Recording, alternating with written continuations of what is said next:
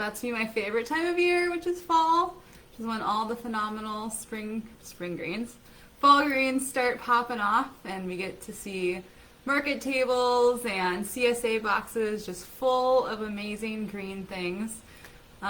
Lettuce, which is something that most folks are familiar with, collard greens, Swiss chard, all the amazing greens that we're going to be focusing on today. So Solagradia right now has a phenomenal selection of green things that's at the market and in CSA boxes. So today we're going to be working with lots of different highly nutritious, highly delicious green things.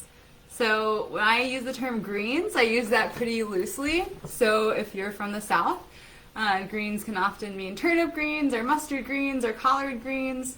But as someone that's been farming vegetables for years, I've kind of expanded what I think about as greens. So now when I think of greens, I think of all those amazing southern greens, but I also consider Asian greens, such as Tokyo Bekana, that we're going to be working with right now.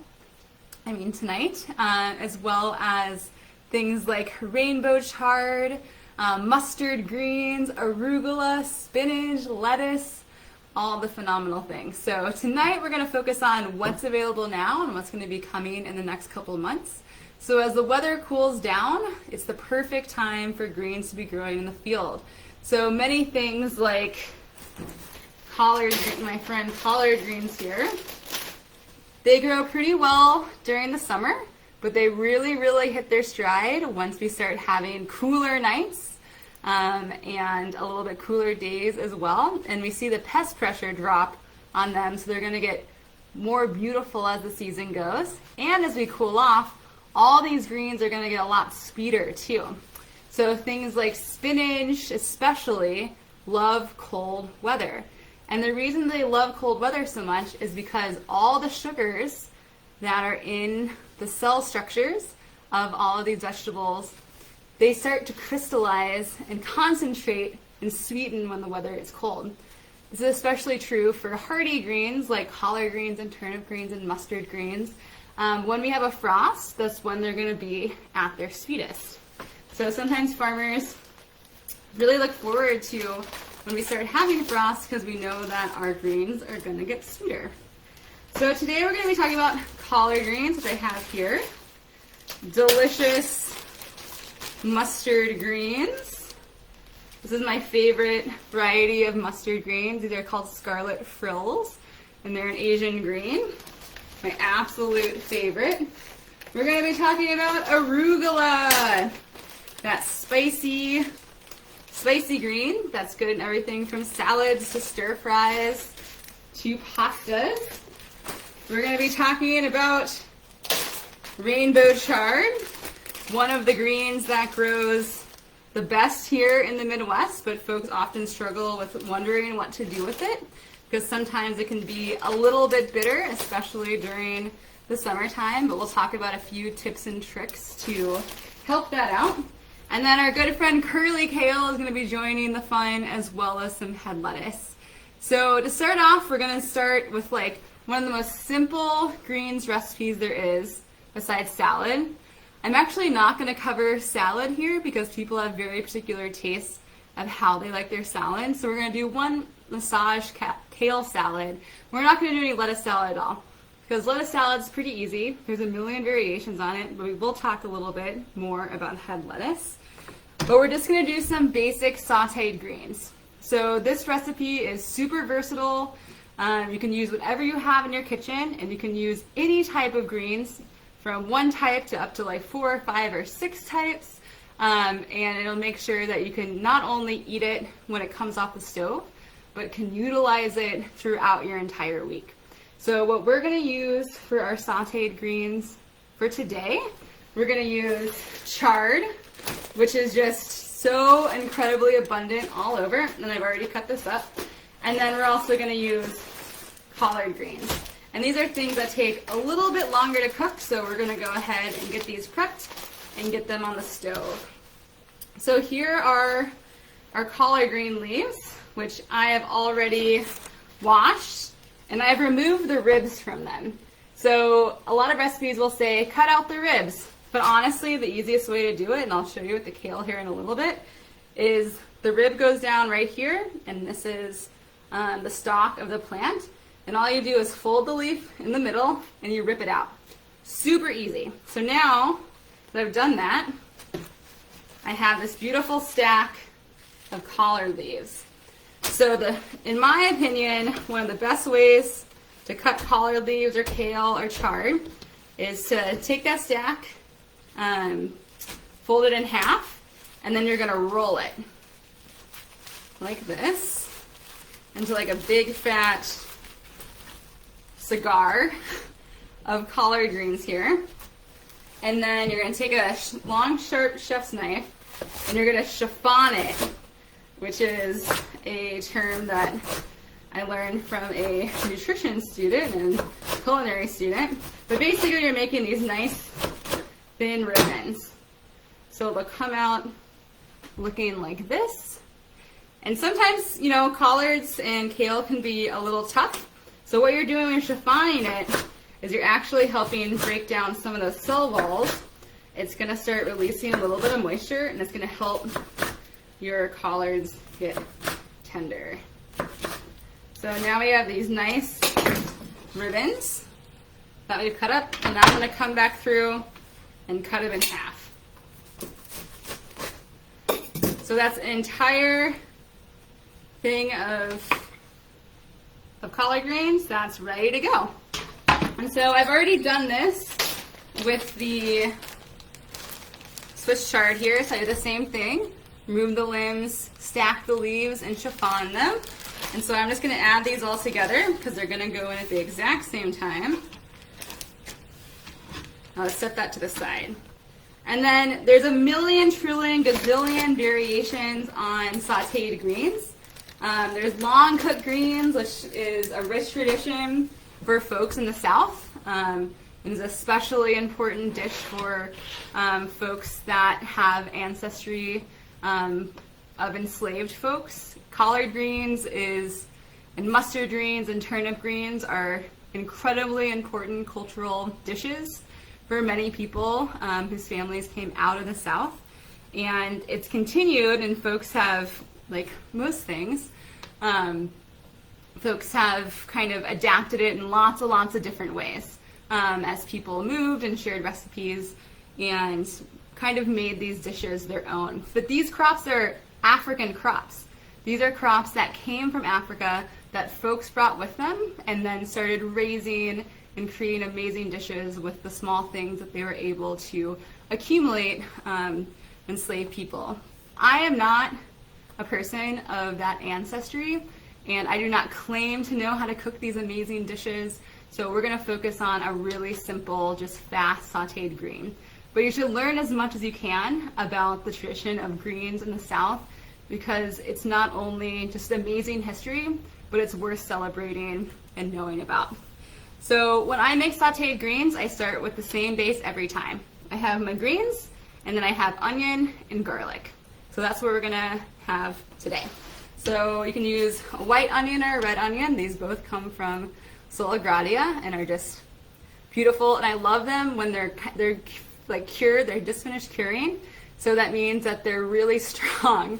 So beware chopping them, because they will make you cry, especially if you're someone like me. And then we have our garlic here, also from Sola Gradia. I think I say it every time I teach a class. Sola Gradia grows like the most amazing garlic in the entire world. It's big, it's beautiful, it's really rot resistant. I'm just like consistently impressed by their garlic. So I have 2 bunches total of greens here. So I have 1 bunch of chard, 1 bunch of collards, and I'm going to do 1 clove of garlic for each bunch.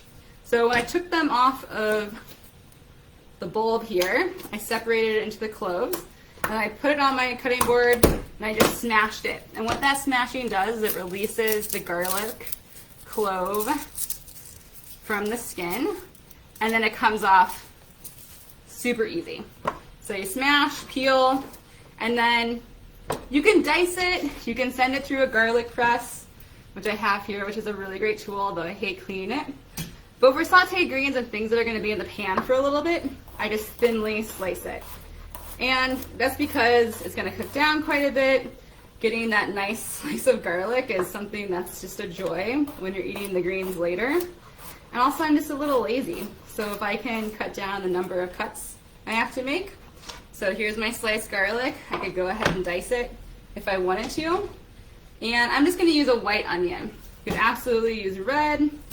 If I was making this into a stir fry or was using it for, you know, making ramen or with an Asian dish or a soup that has flavors from Asia, I would probably use a red onion, and then in addition to the garlic, I'd throw in some ginger. So you really can't go wrong with amazing ginger. And what I'm going to do here is just thinly slice the onions. Because these greens are going to be on the stove, they can really hold up. So the amount of garlic and onions totally depends on your taste. I usually go half an onion for a bunch of greens, and that's mostly because I just love onions. And they're going to get a little caramelized in the pan, and they're going to be just absolutely delicious. So I got my onion cut in half. I'm going to make these thin slices by rocking my knife back and forth. And now I'm really going to start crying. These onions are so good and they're so fresh that all the oils are just going right to my eyes. And it doesn't help that I wear glasses because then everything just gets stuck up under my glasses. Okay, so we have, oh my gosh. My grandma used to eat a piece of bread when she was slicing onions, and it worked for her, but it never worked for me. I don't know if it's true or if she was just lying to me. Okay, so we have onions or garlic. That's going to go into a pan with some olive oil or oil of your choice. If you're using olive oil, don't saute high. I'm just going to put it on medium. So I use cast iron, so I'm going to go preheat my pan now. And that's going to be right on medium. I'll let that preheat. I'll add my oil, and then we'll start sauteing. So, like I said before, any greens work for this. I'll kind of walk us through the saute once it gets going. And there's a million variations on the seasonings and things you can use to get going. So while that heats up, I'm going to start prepping for the next dish that we're going to cover, which is honestly something I could eat all day, every day, if I had the choice. It's a massaged kale salad. This is one of the most simple ways to get a really good amount of greens in, and I'll show you a couple tricks that are going to make kale really, really delicious and really palatable raw. So you don't even have to cook it. So I'm going to grab the kale out of the fridge here. I think curly kale is like, I mean, mustard greens is like #1 favorite green, but curly kale is way up there because it's so dang versatile. Okay, look at this amazing kale. Look how huge this is. It's incredibly crisp. It's a really dark green color. And this is like nothing you'll find in the grocery store. I hate buying grocery store kale. And thankfully, Soligrati has kale almost all year round because it's such a resilient crop for the Midwest. But it's like, it's kind of become like the cultural touch point in the past couple of years. Like, it's both like equal parts like embraced and bemoaned. So like on 99.1 Wixie Classic, they have a really funny tagline and like radio intro around like kale. What is that, a new thing for biscuits and gravy? And it's like, yeah, kale's amazing in biscuits and gravy. It's amazing in everything. So you may love it, you may hate it, but hopefully after this class, you'll find a way to incorporate it into a really easy to make, really delicious salad. So, you know how I was talking about removing the greens from the stem or the rib earlier? There's no need to cut it. You don't need to bring a knife into this equation. All you need to do is hold the stem in one hand, wrap your hand around, and pull. Stem gone. Super easy. So now what you're left with are these nice little ribbons of kale. And you could totally bring a knife into the equation now if you wanted to. Say you wanted like these really nice even pieces, small pieces of kale, but I don't even bother. Like I said, I'm pretty lazy. So all I do is just start ripping it into small pieces. And what this is doing is, one, not dirtying a knife, but two, I'm starting, like, same thing with the chard, I'm starting to break down those cell walls. I'm just damaging the cells a little bit. It's going to start releasing water, and it's going to get less and less tough. So pull the ribs, rip.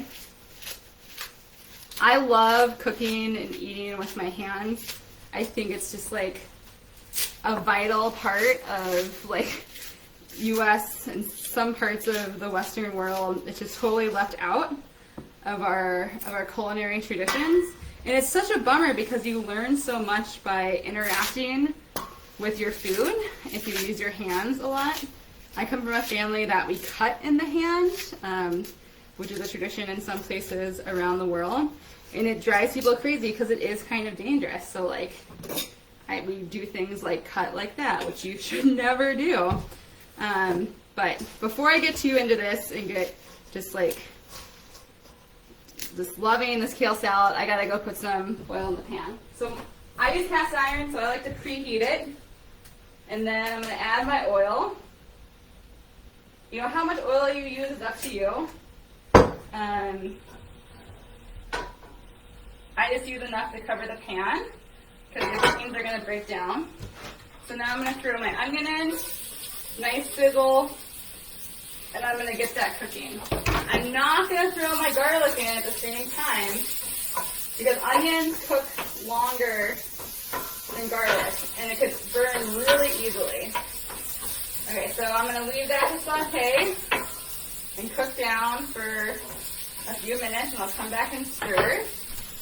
I'm going to finish breaking down this kale here. So super easy. You can do this without having a knife around. So like if you're camping, this could be a good way to make this salad. If you don't have access to good kitchen tools, which a lot of us don't, so another great option. You don't have to have a super sharp knife to do this. So now we have this big bowl of kale. So it's exactly one bunch of kale. So I'm going to grab a bowl here. So I'm actually going to make two different salads with this kale. So regardless of what type of dressing we're going to use here, we're going to break down the kale even more. So we've started breaking down those cell walls, but now we're going to use our hands to make it even more tender. So I'm going to grab a little pinch of salt, because salt is abrasive, and not a ton, just a little bit. And then I'm going to start basically kneading the kale. So if you've ever made bread, it's a little bit different, but kind of similar. If you've ever made sauerkraut, it's the exact same way that you would make sauerkraut, or break down greens and Napa cabbage for kimchi. So what I'm doing is I'm taking some greens, I'm squeezing them, and then I'm moving them around. So I've been doing it for 30 seconds or so, and we're already at least a third down. So a third of our kale, kind of like what it took up in the bowl, is lessened. So our kale is getting smaller because the cells are breaking down and we're starting to release water. And what's going to happen as you keep doing this is it's going to get brighter and brighter in color. So now we're sitting at about half. So you can massage it even more if you want it even more tender. But I like a little bit of texture to my kale salad. So this is literally just my hands and a little bit of salt. And now our kale looks completely different. So it's gone from a little bit tough to incredibly tender. It's almost just like eating like Salanova lettuce or frisee or a salad green that has a little bit more structure to it and a little less water, a little more structure. Now it's this beautiful bright green, vibrant color. So I'm going to take half. I'm going to throw it in a different bowl. And now I'm going to make my favorite easy peasy kale salad after I stir these onions. So my onions are starting to get a little translucent and a little brown. It smells like absolutely amazing in here. And I don't want them to get browned or translucent all the way with these sauteed greens, because we're going to add our greens to cook more. So now I'm going to add my garlic to the sauteed greens. And we're going to let that cook for about 1 minute. So 1 minute is basically what you want for the garlic to start releasing its oils and start releasing its flavors. And this will also ensure that your garlic doesn't get overdone and burnt in the process. So I'm going to pause on my kale salad here for a second and let that garlic do its thing. Oh my gosh, it smells so good. I wish we could do this in person, but I'm glad we're keeping each other safe here. Oh, it smells so good. Onion and garlic. Just like a match made in heaven. Okay, so onions and garlic good, and now I'm going to add my greens and a pinch of salt. I only add salt now. I don't add pepper because pepper can burn in the pan. So it's actually something you put on at the very end. So here's 2 bunches of greens. You can see it heaping up into the pan, which is what we want. The more greens you add in the pan, the better. Little pinch of salt, because that's going to help break it down. And I'm just going to give it a nice little turn here. Get those onions off the bottom of the pan and start getting this cooking down. So I like to have the greens saute a little bit before I add any liquid. So I'm just going to let those cook just a tiny bit there.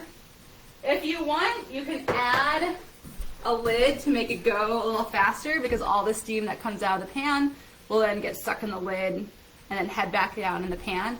But I actually want them to get a little crispy before I add any moisture to it, because I really like browned edges. Like those crispy brown sauteed edges are like, to me, some of the best parts of cooking. So you see it's already started to cook down a little bit. So you just want to kind of stir every couple of minutes or so. Okay, I'm going to let that go for a little bit, and we're going to come back to our salad. Okay, so here is my super simple kale salad dressing. You're going to have a lemon. For 1 bunch of kale, I usually use 1 lemon. But since I just have half in here, I'm going to use half a lemon. I love this citrus squeezer. If you use a lot of citrus in baking or cooking or making drinks like margaritas, one of these is a must-have. There's lots of different styles of them. I really like this kind of handheld one that you push down. So we have some lemon juice in here. We already have our salt from massaging. I'm going to add a little bit of fresh pepper. I'm going to add a little bit of nutritional yeast.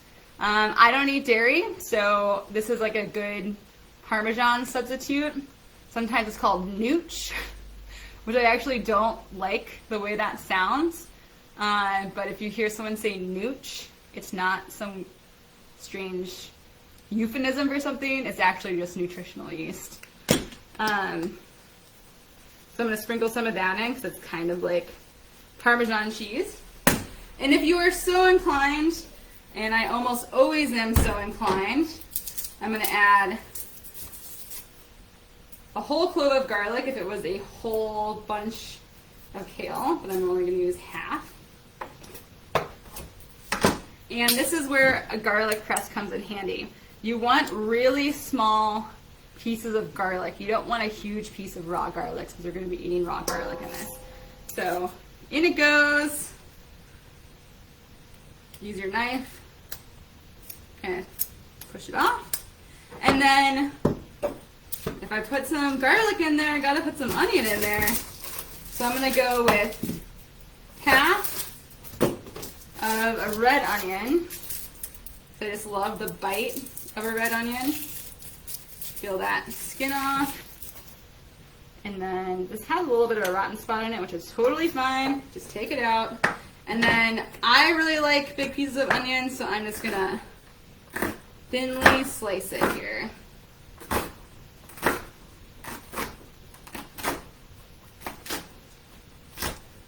And then that goes in here.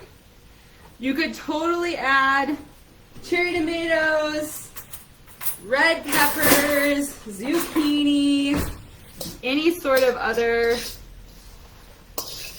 greens or veggies you want. But this is just like a salad that I'll often make for myself that has just a ton of antioxidants, a ton of immune boosting ingredients in it. And it's something that has vitamin C, lots of riboflavins. It's just like big, beautiful, amazing salad, and usually has things that you have already in your pantry. And it takes you like 5 minutes to put it together. So good. It's tender just like a normal veggie salad. Okay, so now my greens are getting cooked down here. They're now kind of like half the size as they were. Not getting that crispy bit yet, so I'm going to keep them going. And when I do that, I have a second kale salad recipe. So this is like the super simple, some people will call this a detox salad. I hate that terminology. Food is healing and food can be medicine, but the detoxification process is not something that a salad is going to do for you. And that sort of like terminology I find a little hard as someone that spent a childhood being told what they could and couldn't eat, and there were good foods and bad foods, so I try to avoid that terminology because all food can be good food if eaten in moderation and in balance. So super simple kale salad. So Kate has a question, did I not rinse the kale? I should have mentioned this earlier. I pre-rinsed and washed everything before the class. So when I bring home greens, usually the first thing I do is I wash them and then I prep them and put them in bags or Tupperware containers. So yeah, I did wash the kale ahead of time. Thanks for checking in about that. Okay, so now we have the second thing of massage kale. I'm going to share my second favorite recipe for massage kale salads. And I'll share when I stopped eating dairy because it became lactose intolerant. One of the things that I really missed was Caesar salad. And like real Caesar salad dressing doesn't have dairy in it, but almost all Caesar salad that you get at the store has milk in it, or you go to a restaurant that has milk in it. So I found this really great vegan Caesar salad Caesar salad dressing recipe, and it's really simple. It's half of a cup of tahini, which is sesame paste. So you're getting some good protein in there too. So it's 6 grams of protein for 2 tablespoons, which is about a serving that you would have of the salad. It's 4 teaspoons lemon juice, a 1/4 cup of water, 2 cloves of garlic minced, half a teaspoon of Dijon mustard, 1/4 of a teaspoon salt, and pepper to taste. And Kate, yeah, the question about rinsing the salt off of the kale, I don't, but I don't add salt later. So you can salt to your taste or not use salt. You can still break down the kale without adding any salt at all. So it's all personal preference and taste. It's all up to you. So this is what the kale salad, the kale Caesar salad dressing looks like. And you just add enough to the salad to coat it nicely. So this is something that John, my husband, and I have quite often, is this vegan Caesar salad. And what we'll do is we'll add lots of different things on top of it. So even though it's a vegan recipe, we can add like pork meatballs or shredded chicken or our favorite, buffalo cauliflower. So it's like wings, but you make it with cauliflower. I love it. It's so good. And like the spicy bit of the cauliflower with like the cooling effect of this vegan Caesar dressing is just awesome. So add that in. You can add more garlic, you can add onions, you can add croutons, and then you can add as much dressing or as little dressing as you want. I don't really like that much dressing on salads. I want to taste the greens. I just want a little bit of flavor. So here's what it looks like with the dressing on. And then, of course, gotta add a little nooch. Because what's a Caesar salad without Parmesan cheese? But can't eat cheese. So, vegan kale Caesar salad. One of my favorite recipes ever. Okay, so that's done. This is what I'm gonna have for dinner tonight. So let's go check on our sauteed greens that are in the background here. Just kind of doing their thing. So now, we're sizzling.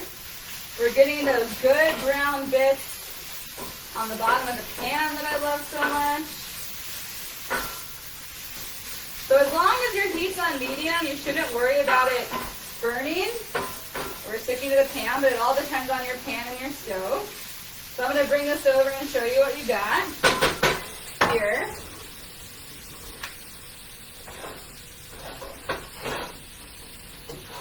Okay, so here's what our greens are looking like. Oh, they smell so amazing. So they've cooked down quite a bit. Our onions and garlic are now completely translucent, but still have some of those nice brown bits on there. And there's a little bit of things stuck to the bottom of the pan, but not very much. I wouldn't normally use a fork to do this because I don't want to scratch my cast iron. But it's going to come off because what we're going to do next is add liquid. And what that's going to do is going to take those brown bits off the bottom.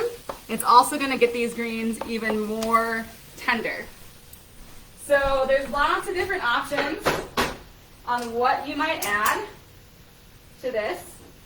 Usually I add a little bit of white wine vinegar, and that's kind of my go-to. I like the vinegar especially for the chard. It can take some of that bitterness out of the chard. And then later you can add a little bit of sweetness through tomatoes or a little bit of acid through a lemon that helps brighten it up and balance out that kind of vinegary taste. That's kind of like my go-to standard along with mustard. So basically you're making a vinaigrette through your sauté. So it's almost like a hot sauteed salad. If I were going for something where I was making greens for stir fry or ramen, which is one of my favorite things to add to like packaged ramen, is to make my own sauteed greens and add it in with an egg and some other things. Then I would use probably like rice wine vinegar, and I would have added that ginger ahead of time. But you could also use red wine vinegar. You can use water. If you drink, you can use white wine or red wine. When I was drinking, I would often use white wine, like a dry white wine, and that just brings a lot of flavor up, and the alcohol cooks off. So you don't have to worry about that, but there's no wine in the house anymore, so can't use that, so I mostly use vinegar. Okay, nice and brown. You can also use broth. Like broth is something that we often use just for soups, but you can use it for sauteing greens. It just brings a lot of richness and body to the dish. And I usually have some broth hanging in that I didn't bring down. So now we're going to have the sizzle. And what that's doing is we're taking off, I'm going to scrape the brown bits on the bottom here. That liquid's going to help break down those greens a little bit more. And I'm going to go ahead and add some mustard for a little bit more flavor to balance out that vinegar. So I never measure anything when I do things like this, but a nice squeeze of like a good brown mustard or whole grain mustard. Now's the time where you get a hot sauce or hot chili flakes, depending on what you want. Ooh, it's looking good. And I'm just gonna, it's already looking a little bit dry, so I'm gonna add a little bit more vinegar. What you want is you want your greens to glisten when you're sauteing.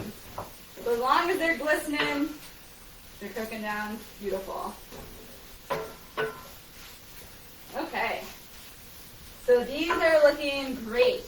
There's almost no liquid in the bottom. And once you add that liquid, it breaks down and starts cooking down really fast.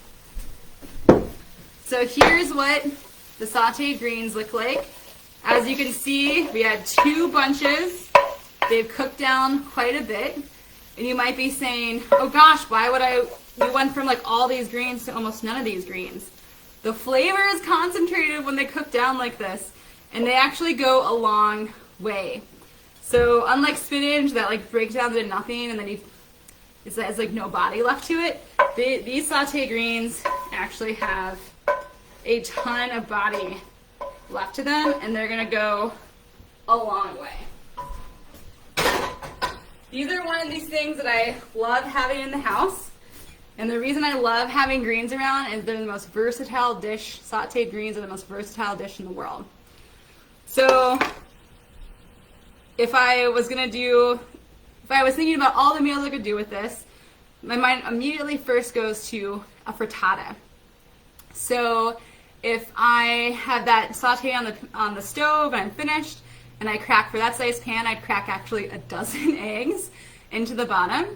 And it's basically a crustless quiche. So I'd crack a dozen eggs in the bottom, and then I'd stick it in the oven at 350 for about 20 minutes until the eggs are fully cooked or set up.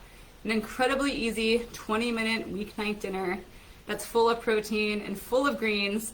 At this point, you could add tomatoes, red peppers, squash, anything like that. And then one of our favorite ways to eat greens is to make grits or polenta, and then put the sauteed greens on top of the grits or polenta. We call it grits and greens in this house. And we can add mushrooms, you can add bacon or sausage or kind of any other protein that you want to it. You can put it over rice. It's a super simple, super easy thing. You can put it over basically any grain. So we eat things like wheat berry and farro and barley that we have an Instapot, and they cook really fast and really easy in the Instapot. And then just throw this over the top with a little bit of hot sauce, a little bit of sour cream or yogurt. Just absolutely easy and phenomenal. And then, let's see, what else? I already mentioned the ramen. So you can buy a cheap packet of ramen. These are from the co-op. You cook it, add the sauteed greens and an egg.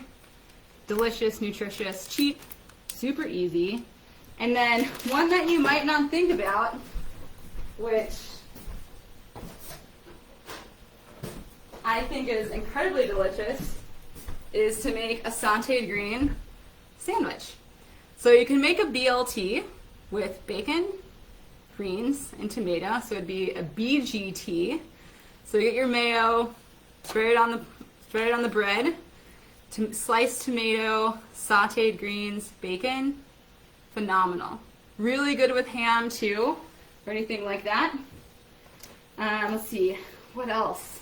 Oh, pasta. Like pasta is the easiest thing, right? So we're so used to eating like jarred pasta sauce, but it's really easy just to cook some noodles, throw the greens in, and what I do is when they're in the pan, I have the pasta that's cooked, I add a little bit of the pasta water, so it's full of starch and can thicken things up, and I just throw the pasta right in. So it's a 2-pot meal, not a 1-pot meal. I'm sure there's ways to make it a 1-pot meal. But if you're doing one pot, you can pretty much do 2 pots. So we have our big chunks of garlic, our big pieces of onion in there, and then you can just eat on this throughout the week. So good. If you don't like kale, if you don't like chard, this is one way to eat a lot of chard and make it taste delicious. And another way to incorporate chard that'll notch this up even to a higher level is to add sweet and spicy pickled chard stems. So I found this recipe online. I think it's a Bon Appetit recipe, because when I was veggie farming, I was like, man, I'm throwing in all these beautiful, delicious chard stems. I was like, well, what can I do with chard stems besides cook them? So they're really easy to saute in there. They kind of taste and have the texture of carrots, but I don't know, like they're kind of a little bit stringy. So I was looking for something else to do with them. So I found this recipe, and if you know me, you know I love a pickle. So anything that's like quick pickled, I'm all over. So this is super simple. It's the brine is 1 cup vinegar, 1 to 2 cups of sugar, which is a ton of sugar. You can use honey, you could use maple syrup, you could use way less sugar, so I went 1 to 1. So 1 cup sugar, 1 cup vinegar. And then I have to look at the recipe to make sure I get it right here. And then it's half an onion, 3 tablespoons of sriracha, and a half tablespoon of celery seeds. And so what it looks like, you end up having this like beautiful, vibrant color to it. And so especially on a sandwich or rice or pasta, adding these pickled chard stems, they're like sweet and spicy at the same time. It's like candy. It's like charred candy. And then once you're done, you're like eating all the chard stems out of here. Oh my gosh, sorry. I haven't made these in a while. They're really delicious. Once you've eaten all the chard stems, you can get at least 2 more brines out of it. And you don't have to use just chard stems. This is great for radishes. I've made it with kale and collard stems before, but it's just not as good, so I wouldn't recommend that. And the chard stems get more tender the longer they're in the brine. So I made this morning, so they're still a little bit tough, but if you wait like 3 days, they get really tender, even sweeter, and the spice really starts to come through. So add those on top of everything. They're phenomenal. Okay, so I'm running out of time, like I always do, because there's a million trillion ways to use greens, and I just get so excited about it. But the next greens I'm going to move on to, and I'm not going to make anything with them because, you know, if you have things like arugula and mustard greens, like the first thing my mind goes to is you make a pesto. I've made a pesto in some of these classes before, and for those that have never made a pesto before, it's incredibly simple. As many greens as you can pack, many greens and herbs as you can pack into a food processor, and it doesn't really matter what they are except you want compatible flavors. So things like mustard greens and arugula are going to make a spicy pesto. So I wouldn't add any crushed red pepper or any other spicy things to it, and it's going to have a little bit of a bite. So you pack in the greens, you add garlic if you want. All of those things with like mustard and arugula, you really don't need garlic. And then you start blending, you add oil and salt and pepper and maybe a little nutritional yeast or Parmesan cheese, and that's it. Super, super simple. You don't really need a recipe. You just got to get the emulsion of the oil right. It's going to set, and it's going to be amazing and delicious. But one of the things that's completely overlooked for things like mustard is that most people say they don't like mustard greens because mustard greens has a pretty strong flavor. So if you eat raw mustard greens, that might not be your jam. It's totally my jam. They're my favorite thing. I love how spicy and aggressive they are. They light up my tongue. They light up my life. I love them so much. But most folks don't like them because they're too in your face. I totally get it. So what you do is instead of using it like a green, you use it like a microgreen or an herb, which means that you use it to accent a dish. You don't make it the star of the dish. So same thing with like hot sauce or crushed red pepper or garlic, things that have super strong flavors. You can use it to enhance the flavors of other things while not overshadowing what's the real star of the dish, which is normally not mustard or arugula.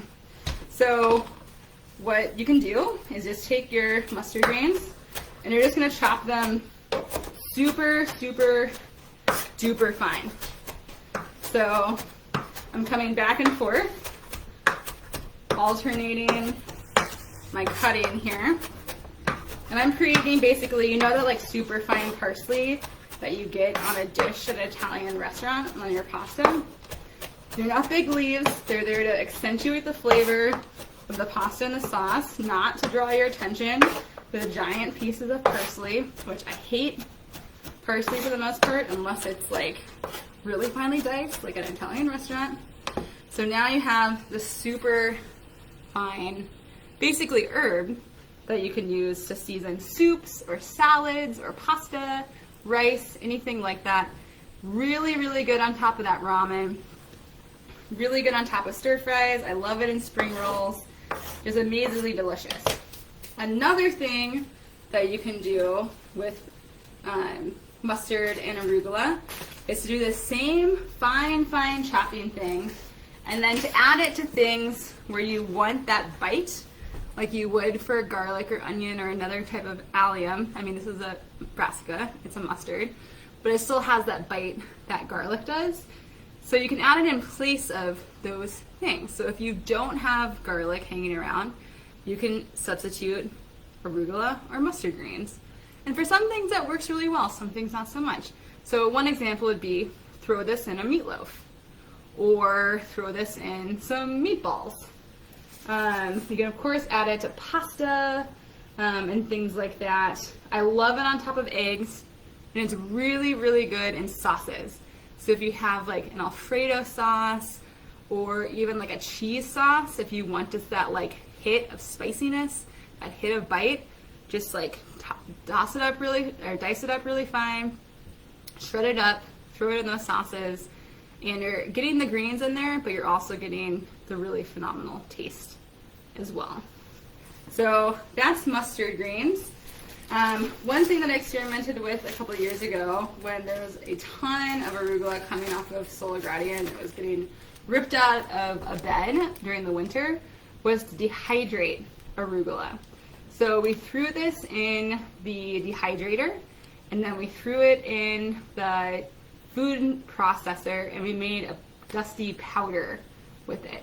So that you can use that as a seasoning, and you can mix that with salt or not. But it works really well. We did, like the arugula worked well as a seasoning. We did it with red Russian kale, which works good for nothing. So if you're gonna dehydrate and powder it, I'd use things that are a little more neutral, like curly kale for like smoothies, or spinach for smoothies, or do something that has a bunch of bite in it, like mustard greens or arugula, to get the like seasoning spice factor to it. So learn from my mistakes, but also experiment, because all of our taste buds are different.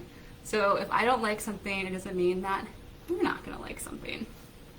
Okay, so I get to teach a whole class on spicy greens, an entire class on spicy greens, but I'm running out of time. So I've made a huge mess of my workstation, but we're gonna move on to two more, one thing you might be familiar with and one thing that you're probably not familiar with.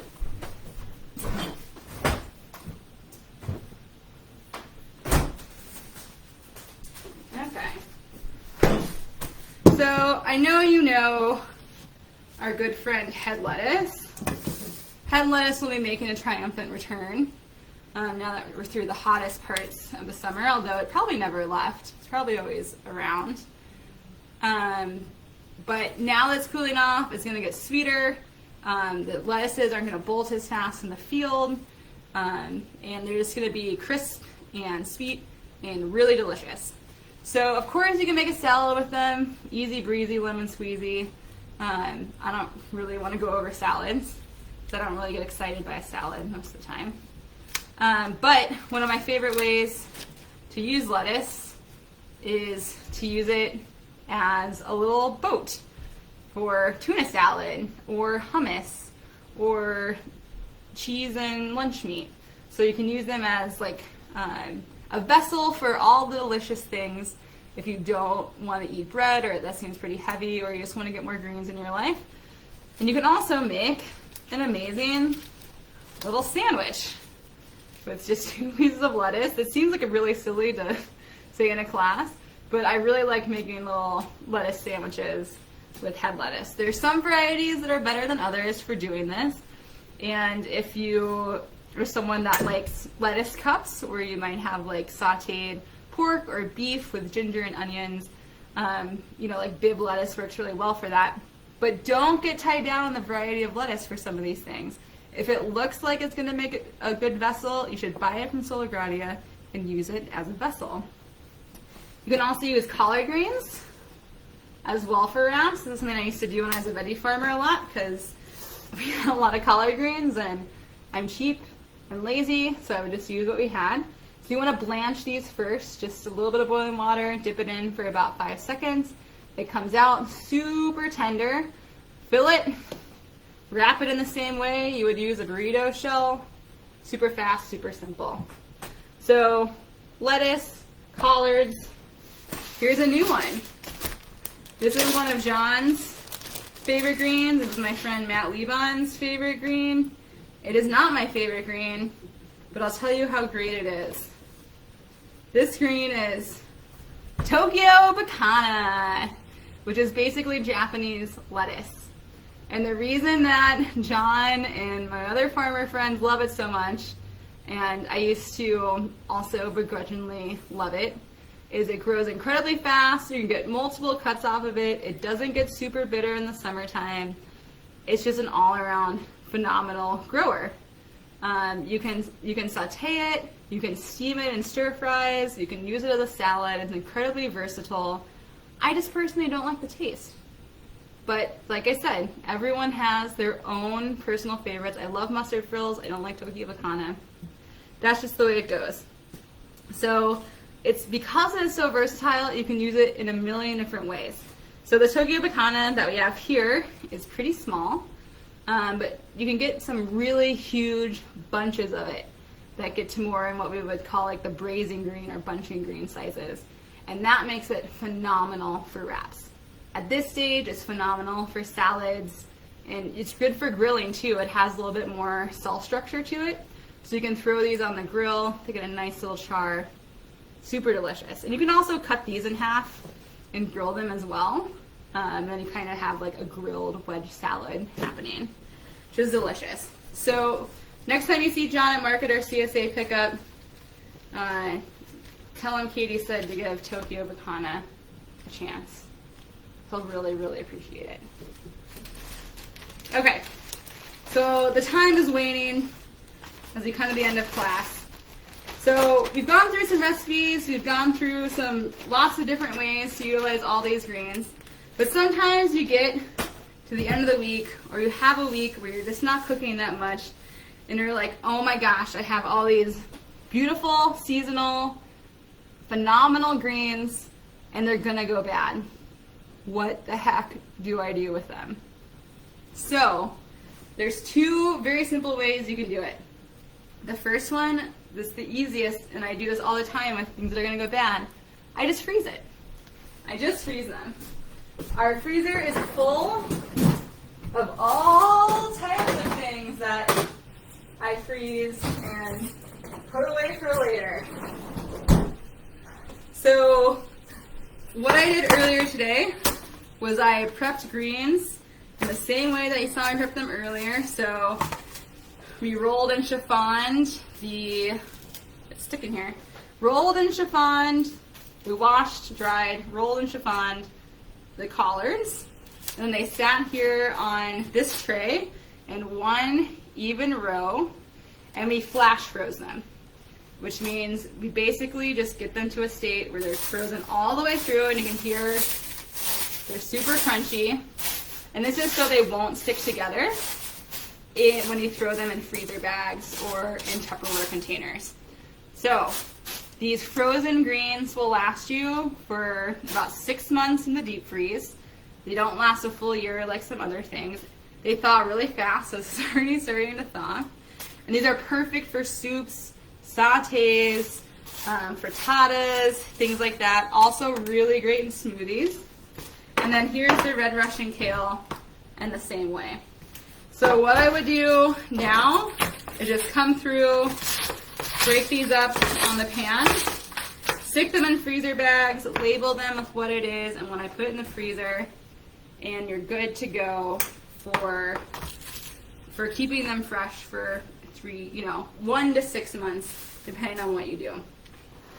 If I had more time and actually had small Tupperware containers or ice cube trays, what I could have also done is pureed these for smoothies or soups or sauces for later. So if you're doing it for smoothies, I recommend things that don't have super strong flavors like curly kale or spinach. You can do collards, but it's a little more fibrous. It's going to add a lot of pineapple or something super sweet to it. And then you throw it in a food processor with water until it's a pourable texture. Then you put it in little containers or ice cube trays, and then they just pop out. And you can throw them in your smoothies like you would ice cubes. You could also do the same thing with oil if you were specifically doing them for sauces. So then you can add things, puree things that have more flavor. So like your mustard greens, your arugula, your red Russian kale, your collards, your turnip greens, your collard greens. All of those things would be great in oil, and then you can save them and freeze them for later. So that's just like one other small thing you can do with all these greens, and then that allows you to preserve them and put them up for later. You can ferment in pickled greens, especially things like kimchi. You can use collards, Napa cabbage. There's all different types of kimchi. There's hundreds and hundreds of nationally recognized versions of kimchi. There's kale kimchi, all these different types of brassicas. You can make kimchi, and from my experience, besides cabbage, those are my favorite fermented greens. There are definitely some funky ones from around the world that I've tried, and there's some ones that I'd like to try.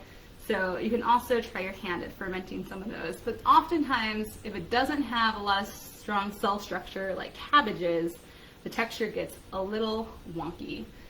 So those are things that you will do a short ferment rather than a long ferment.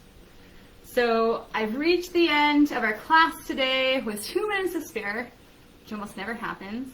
I normally run way over on my time because I just get so excited about all these things. But thank you so much for joining me today. It's been a pleasure talking about all these phenomenal greens. I look forward to eating lots of goodness from Sola Gradia all fall, all winter, all spring, and all next summer long as the greens keep pumping out of the high tunnels and out of the field. And as we reach kind of the peak green season where the weather cools down, we start getting a little bit of frost, and the frost kisses those greens and make them nice and sweet. So thanks for joining. Thanks for letting me share my love of all things green, and happy cooking. Bye everyone.